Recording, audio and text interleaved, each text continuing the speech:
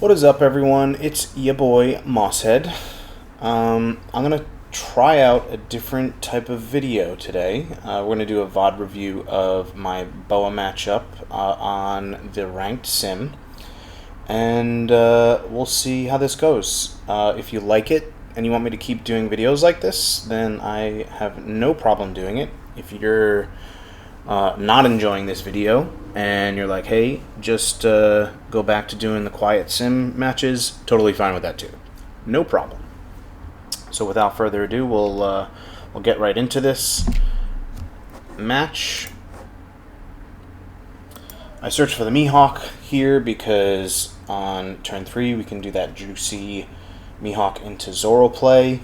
I like that play a lot. Obviously, you won't do it for every matchup, but for this matchup, going wide is really good. And I choose not to swing, just because it makes the most sense, right? Like, I'll pause it here for a second. Pause. Oh. Yeah, so we'll go through a couple of these things. But basically, in this matchup, if they place a card in life with Gloriosa or Hiyori or something, you just don't swing the first turn, because then the next turn they're going to have two bodies you're going to have to worry about. It's better to just have to solo in and think about one body, getting rid of that per turn.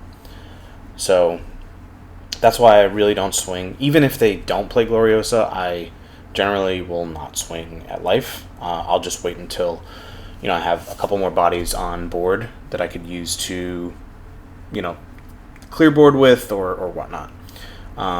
In this case, we actually top decked a Tashigi, which is huge. So we are high rolling a little bit in this first game. I really don't mind taking life in this matchup, so I'll generally counter very generously when they swing into my life, just so I can then swing into their board, and then I'll take my life resource from there. So here, I almost forget that Ren puts Don under leader, so I almost mistakenly counter with the Laboon. I would have been very upset if I had done that, but I guess I'm not that dumb, thankfully. So we make the right choice there. This turn, it's just going to be a simple search with Perona and play out the law. So in this case, though, before we play out the law, we really want to swing into lead with our whole board first. That way, if they trigger out something annoying like the 6-cost Boa, which I will basically do anything in my power to get rid of. That card is very annoying, and we need to get rid of it ASAP. So that's why I swing with my board first before I take the Tashigi back, because then I can rest it and swing into it. Here I don't rest the Kuma because I'm never going to attack into it, and there are those fringe scenarios where Gloriosa can be taken back with Slave Arrow and then be used the following turn for some life shenanigans. So better to just get rid of it.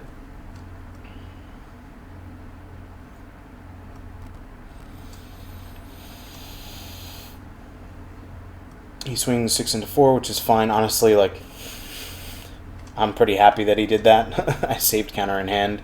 I'm not really sure if that was the right play to also swing 9 into 7. I think, to be honest, he was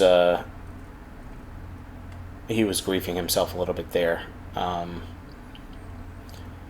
Sometimes, when you're playing against Zoro, you'll think oh, I don't want them to go to 1 life, because then they'll just activate their blocker laws.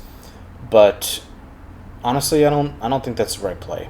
But anyway, let's move on. I ping 5 into leader because I just think that's the better play. Just bait the Borsa blocker. That way, my Tashigi swing gets through, and that's exactly what I get. Here, I think I'm just contemplating on how I'm going to split the Don. 7 into 5 makes sense. They're going to take this because then it'll just go down in hand size a bit too much. And here we search. At this point, I just want counter in hand. I don't really need another Tashigi, because I basically have another one with blocker law. And again, we just swing into life before anything else happens, see if they trigger anything out. And then we take the Tashigi back with the law, swing into Borsa. They're going to let that go, and then they're going to take a life. And I will say we have gotten a little lucky with the lack of triggers in their life, but that's how this matchup goes. Either, you know, it could be really bad and they're going to get a trigger every life, or, you know, in some games they don't really get it. So we take those wins when we can get them.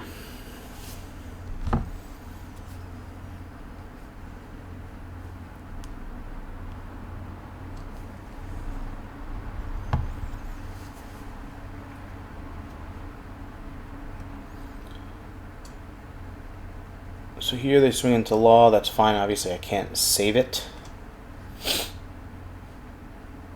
And here they make another misplay.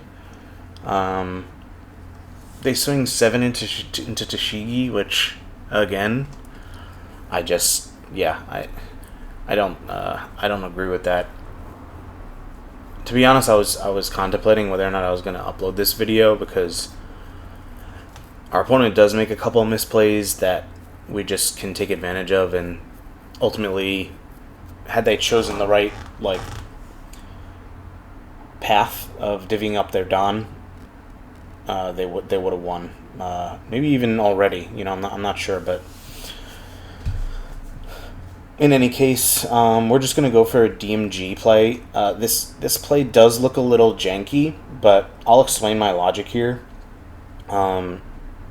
I'm going to ping 5 because, you know, just eats a card out of hand.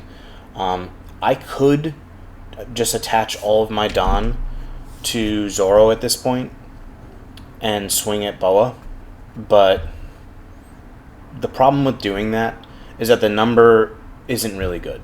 It would be 11 into 8, and then all they would need are 2 2Ks in hand, and then I essentially don't get much out of that. You know, I swing into Boa, and then I swing into their life, and then they take the life. So I opt for a little more of a janky play, and I swing 8 into Boa just to get a card out of hand, and then, you know, I swing directly into life. They're gonna give me, that life, and then we're just gonna use restand again, because I want to rip more cards out of hand, because next turn is when I'm going to be going for lethal anyway. So, yeah, they have the double 2K, and in that case, you know, if I played went 11 into Boa, it wouldn't have went through anyway. So, again, my opponent makes another misplay. Why are we swinging 5 here? I'm really not sure. I have 1 card in hand, you know? If I had a full hand, I guess I can understand that, but you have to, at a minimum, swing 6 in this position, just to see what actually I have in hand. Because if you swing 6 and I take it, then you know I don't have a 2K. So they just grief themselves here again.